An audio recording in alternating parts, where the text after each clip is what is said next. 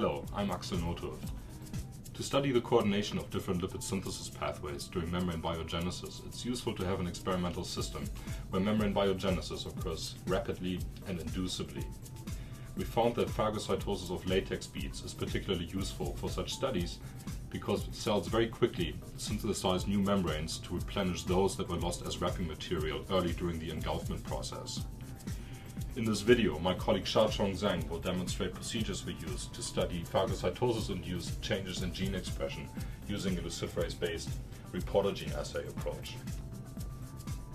Where's Xiaochong?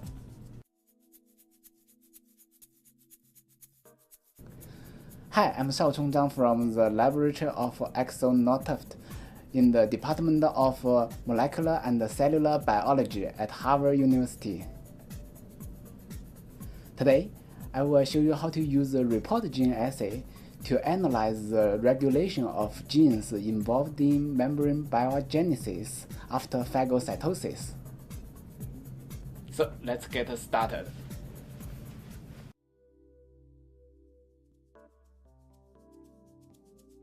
For this procedure, we use cultures of human embryonic kidney 293 cells. These cells are grown in 10 cm culture dishes in medium A, which consists of tubercles, modified Eagles medium or DMEM, supplemented with 10% fetal bovine serum or FBS and a cocktail of antibiotics. Using a standard trypsinization technique, the cells are detached from the bottom of the dishes, counted, and then plated on polylysin-coated 96-well plates where they are grown for 24 hours until beginning transfections. For our transfections, we routinely perform all conditions in triplicate and transfect a total of 50 to 100 nanograms of plasmid DNA per well. Plasmid mixes should include at least a reporter construct expressing 5-luciferase and a control plasmid expressing renylluciferase from a constitutive promoter. To begin, prepare a mixture of serum-free and antibiotic-free DMEM with transit 293 transfection reagent. Use 10 microliters of DMEM for each well to be transfected and add 3 microliters of transit 293 reagent per microgram of plasmid DNA. For example, if 20 wells of each to be transfected with 50 nanogram DNA, add 3 microliters of transit 293 reagent to 200 microliters of DMEM. The solution is mixed by repeatedly pipetting up and down, and then left undisturbed at room temperature for at least 5 minutes. Next, the DNA is pipetted into separate microcentrifuge tubes. The concentrations of our plasmid stock solutions are usually between 10 and 100 nanogram per microliter. Once the DMEM transit mixture has incubated for 5 minutes, it is transferred to the DNA tube and the solution is again mixed by pipetting. Then let the samples stand at room temperature for 20 minutes. During the 20-minute incubation, remove the media from the 96-well culture plate and replace it with 90 microliters of fresh medium A. Once the incubation is complete, add 10 microliters of the DMEM DNA transit 293 mixture to each well. The mixture should be pipetted directly into the existing liquid. Don't let the pipette tip touch the wall of the tube. It is also important to include 3 wells of cells that will be left untransfected. The average luciferase activity in these wells will later be subtracted as background. place the 96 well plate into the 37 degrees C incubator and grow the cells for 24 hours.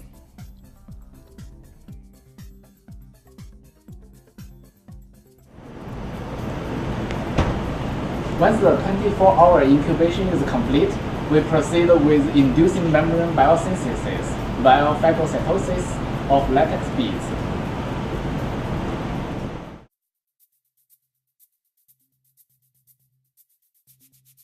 To begin, prepare a suspension containing cell culture medium and latex beads. To do this, prepare medium B, which is a 1:1 mixture of DM-EM and HEMS F12 medium, plus antibiotics and 10% FBS. Then add 0.75 micron latex beads at concentrations of up to 1 milligram per milliliter. Of course, every experiment should include controls where no beads are added. Next, remove the media from the 96 well culture plate and replace each well with 100 microliter of the bead suspension. Once the suspension is added, spin the plate for 2 minutes at 1000 G. This helps concentrate the beads at the bottom of the wells and facilitates phagocytosis. Next, culture the cells at 37 degrees C for 6 to 16 hours, depending on the conditions and the promoter used to drive luciferase. Increased promoter gene expression can be detected after 1 to 3 hours. For certain experiments, it might be necessary to uncouple phagocytosis from lipid synthesis. For example, to study the effects of certain drugs on lipid synthesis without affecting particle engulfment. In such cases, incubate the cells with the beads for 30 to 60 minutes to allow cells to phagocytose the beads.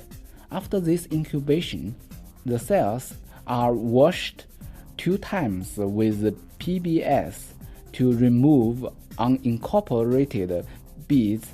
Then fresh media is added and then cells are incubated for 6 to 16 hours for reporter gene expression. Now we are ready to proceed with the luciferase assays.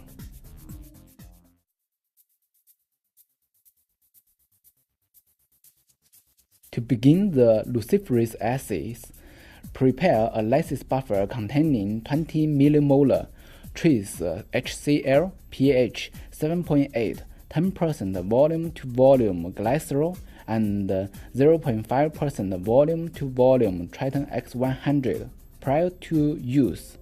Adequate amount needed for the experiment. Then add 1 microliter per milliliter of 1 molar DTT. Do not reuse the leftover DTT solution. Then add a protease inhibitor cocktail to a final concentration of 0.5 to 1 times. When using the Dual-Glo kit for the first time, prepare the Firefly luciferase reagent by transferring the entire contents of 1 bottle of Dual-Glo luciferase buffer to 1 bottle of Dual-Glo luciferase substrate. Divide the unused luciferase reagent into 10 ml aliquots and store at -20 degrees C. Once the luciferase reagent is ready, remove the 96 well plate from the tissue culture incubator and place it on ice. Next, remove the media by aspiration.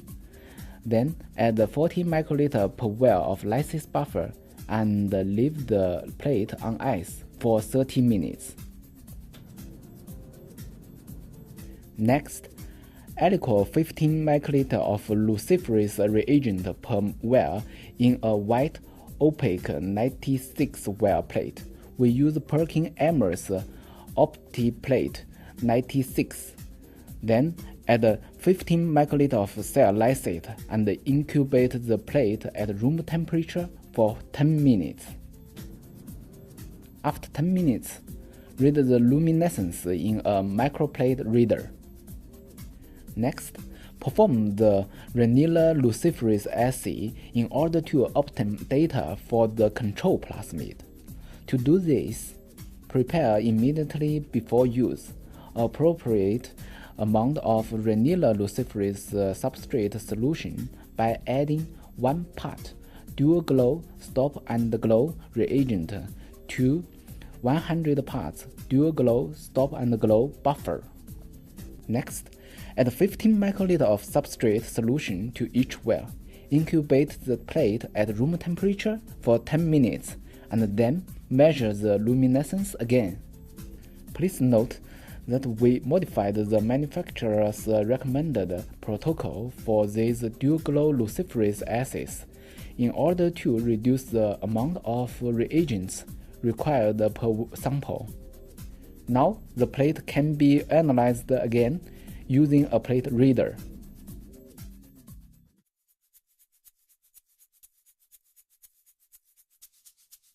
Once the data have been collected with the microplate reader, they can be transferred to a spreadsheet program such as Microsoft Excel for further analysis. First, calculate the average from the 3 untransfected wells and subtract that value from each of the data points.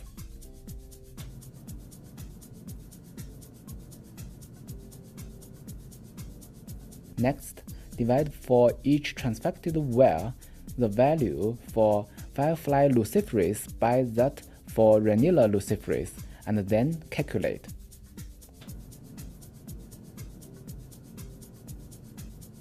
Then, for each set of triplicate samples, calculate average, standard deviation, and coefficient of variation. In our example, we used different concentrations of beads, which have been plotted on the x-axis against the ratio of firefly over vanilla luciferase activity. As you can see, there is a dose-dependent increase in this ratio.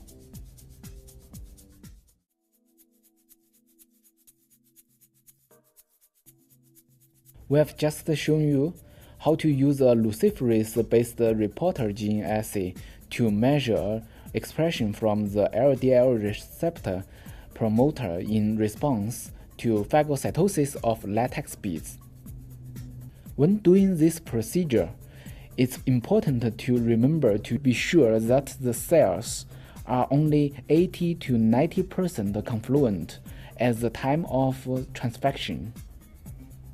So that's it. Thanks for watching and good luck with your experiments.